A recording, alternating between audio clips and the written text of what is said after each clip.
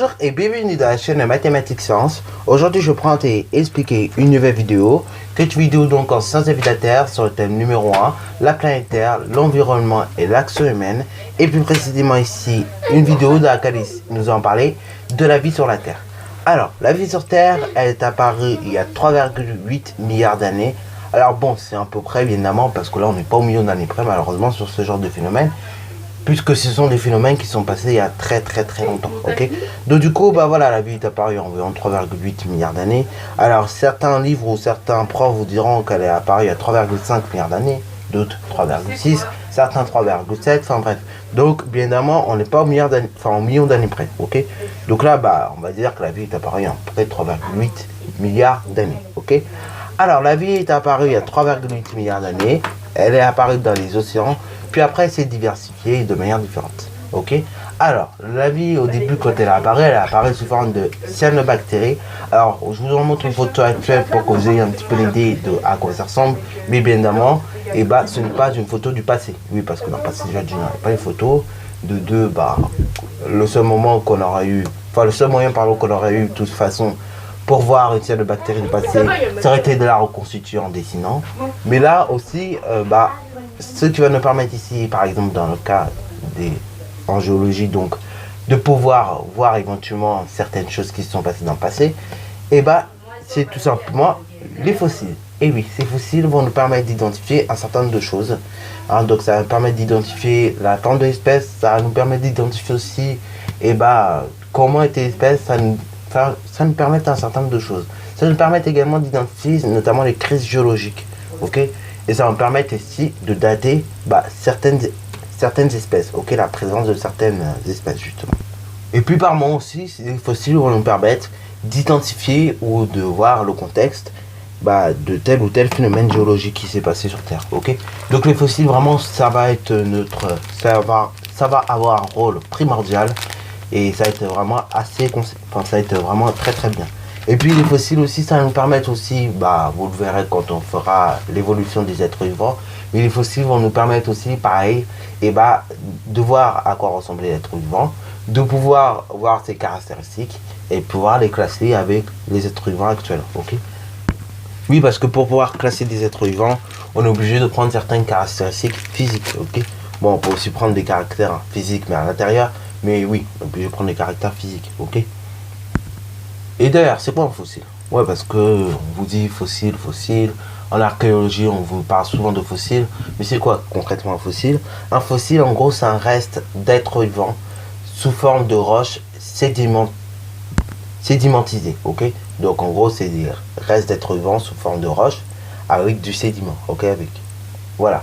Donc, du coup, bah, c'est plus des êtres vivants qui sont vivants, mais c'est des êtres vivants dans une roche évoluée. Ok. Comme nous, quand on va mourir. On va laisser une trace aussi, ok. Alors, moins belle, je sais, mais en tout cas, on va laisser une certaine trace. Voilà, pareil, les fossiles, et bah, c'est des traces d'êtres vivants. Mais là, c'est plus complexe, c'est des traces d'êtres vivants dans la roche, ok.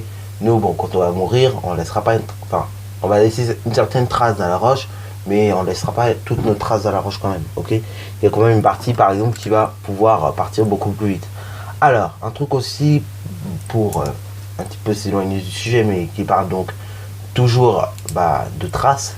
Pour vous parler de traces justement, bah, on va retourner au temps des Égyptiens, donc en l'an moins 3000 tout ça. Donc bah, les Égyptiens avant, quand ils voulaient que bah, le corps en fait il puisse entre guillemets se régénérer ou bien faire durer longtemps, et ben en fait qu'est-ce qu'on faisait? Et ben on leur mettait tout simplement des bandeaux, ok, voilà, tout autour du corps. Alors avant bien évidemment c'était un petit peu dégoûtant ce qui se passait, mais avant donc de mettre des bandeaux tout autour du corps, ok, et bah on enlevait donc le cerveau, donc on découpait la tête, hein, à la main je crois, et donc on enlevait le cerveau, on découpait également au niveau du ventre, pareil, un petit peu, et on enlevait le cœur. Pourquoi? Parce que tout simplement en fait ce sont des organes qui périssent assez rapidement. Donc du coup bah on enlevait ces organes là qui périssent très vite, et après bah on refermait le tout, avec donc et bah des bandeaux, ok, voilà. Et donc du coup bah en mettant donc ces espèces de bandeaux, et bah du coup qu'est-ce qui se passait? Il se passait que le corps en fait il résistait très lentement, ok, enfin il résistait très longtemps. Alors après ce corps bien évidemment vous croyez pas qu'on le laissait à l'air, non, on le mettait donc bah on le mettait dans un cercueil et puis voilà. Alors juste pour vous montrer quelques exemples, si j'en trouve, et bah du coup je vous montre, enfin ça s'affiche normalement en haut à droite. Alors du coup bah voilà, par exemple on a des exemples comme Ramsès, voilà. Et bah Ramsès, comme il s'est affiché tout à l'heure, et bah lui, il était bien évidemment mort. Enfin quand il est mort, après on l'a mis dans un cercueil. Et du coup bah voilà, on l'a momifié. Donc c'est le fil en gros que je vous disais qu'on met autour là, qu'on l'enrobe. Et du coup bah après, son corps a été conservé. Alors évidemment au préalable on leur a enlevé le cerveau et le cœur. Parce que oui, je vous dis, c'est les organes qui périment le plus, ok, très rapidement. Donc du coup pour pas que le corps soit dégradé, si vous voulez, trop rapidement, on a enlevé le cerveau et le cœur, ok. Voilà, voilà. Alors bon, après c'était dû à des croyances, tout ça, qu'on faisait comme ça. Bon, voilà, donc je vous ai parlé de ça un petit peu, c'est pour vous parler de conservation de corps et de fossiles, hein. Donc là, bah, c'est un peu le même principe avec un fossile. Un fossile, bah, c'est un être humain qui est conservé, mais cette fois-ci dans une roche et non dans un cercueil, ok. Voilà. Alors, la vie, certes, elle a évolué, voilà, voilà. Elle a évolué, il y a eu des crises même géologiques, ok, voilà, voilà. Telles que, bah, notamment, une très grande qui est très connue, c'est celle, bah, en gros, quand vous avez eu la météorite qui est venue sur Terre et qui a écrasé tous les dinosaures.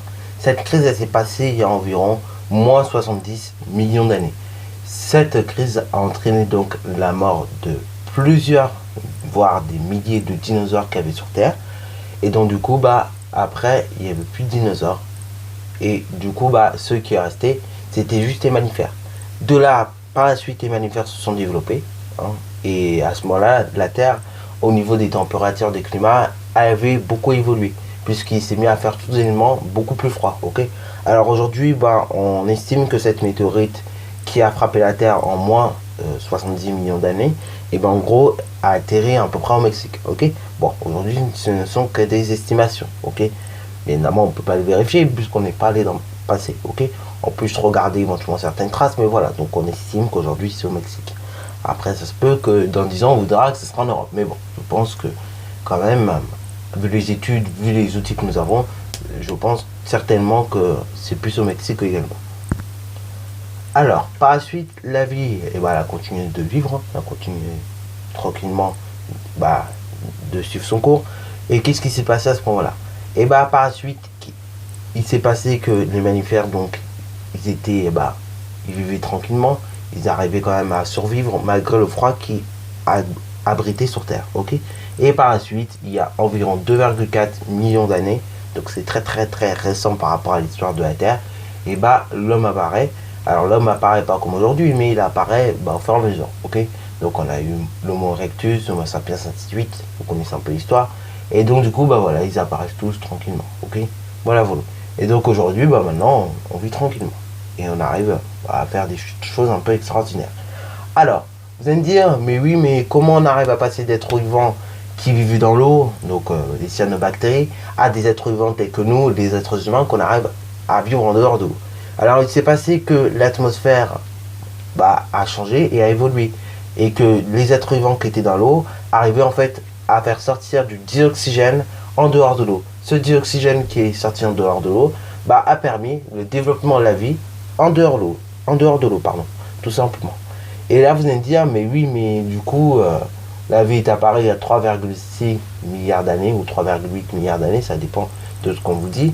Mais alors, ça veut dire qu'il y a eu quelques millions d'années où bah, il n'y avait pas de vie. Bah, effectivement, c'est-à-dire de la formation de la Terre il y a 4,5 milliards d'années jusqu'à l'apparition de la vie environ 3,8 milliards d'années, se sont séparés 700 millions d'années. Et donc du coup, bah voilà, pendant 700 millions d'années, il n'y avait pas de vie. Pourquoi? Parce que tout simplement, les conditions donc, de météo, de pression, ainsi de suite, ne permettaient pas d'abriter la vie. Et oui, parce qu'à ce moment-là, il y avait un océan central, hein, donc qui faisait le tour d'un continent principal qu'on appelait la Pangée. Et donc du coup, bah, à ce moment-là, la vie ne pouvait pas apparaître puisque les conditions n'y étaient pas correctes. Il faisait bien trop chaud sur notre planète pour que la vie puisse apparaître. Et puis, il y avait des gaz toxiques, des choses comme ça, qui faisaient que la vie n'a pas pu apparaître. Alors maintenant, vous allez me dire, mais oui, mais qu'est-ce qui fait que sur une planète, on peut avoir la vie? Bah, sur une planète, pour que vous ayez de la vie, il faut 3 conditions. Il faut d'abord de l'eau à l'état liquide. Et oui, souvent on vous dit, il faut de l'eau, il faut de l'eau. Oui, mais il faut de l'eau à l'état liquide. Donc oui, parce que s'il n'y a pas d'eau à l'état liquide, ça marche pas. Deuxième condition, il faut des gaz, enfin un atmosphère plus précisément, présentant les gaz. Alors, les gaz, je vais vous les citer, puisqu'il en faut des particuliers. Donc il faut un atmosphère présentant de l'hydrogène, du carbone, de l'azote, et puis également de l'oxygène. Ok. Si une planète ne possède pas ces conditions-là de vie, du coup, il n'y aura pas de... Enfin, cette planète ne pourra pas être vivable. Ok. S'il n'y a pas d'atmosphère avec ces 4 molécules-là, ces 4 atomes-là, bah, du coup, ça ne marchera pas. Il n'y aura pas donc d'apparition de vie. Ok, c'est logique. Et puis, troisième condition, la température. Et oui, la température va rentrer en cause. Parce que si vous avez très bonne température, telle que sur Terre, donc une température moyenne entre à peu près 10 et 20 degrés à peu près, voilà, et bah ça fera que vos planètes, bah vous pourrez vivre dessus, ok. Et donc du coup, bah on se base notamment pour chercher la vie extraterrestre sur ces conditions de vie terrestre. Hein, donc pour chercher la vie extraterrestre, et bah les scientifiques regardent bien sur chaque planète si bah effectivement on a bien ces conditions-là, donc la température qui va bien, une atmosphère avec les 4 atomes ou molécules que je vous ai cités, hein, donc azote, hydrogène, carbone et oxygène. Et puis ensuite, il vous faut également donc de l'eau à l'état liquide tout simplement. Ok. Alors, on pourrait supposer que par exemple que la planète Mars, qui est pas loin de la nôtre, puisse habiter la vie. Oui, mais si on regarde bien son atmosphère, il y a 96% de soufre. Et là, le soufre, à très haute dose, et malheureusement, ça peut tuer. Alors, sauf pour ceux qui ne savent pas, en gros, c'est pour ceux qui ont déjà utilisé un briquet, et ça dégage un gaz. Ça dégage, un gaz. Et du coup, ce gaz qui est dégagé par le briquet, en fait, ça s'appelle du soufre, ok. Et donc, c'est cette odeur que vous ressentez par moment, justement, quand on allume un briquet. Et qui reste trop allumé pendant trop longtemps. Voilà, sur ce, donc la vidéo est terminée. Si elle t'a plu, n'hésite surtout pas à la liker, commenter et bonne reste à toi en mathématiques et en sciences.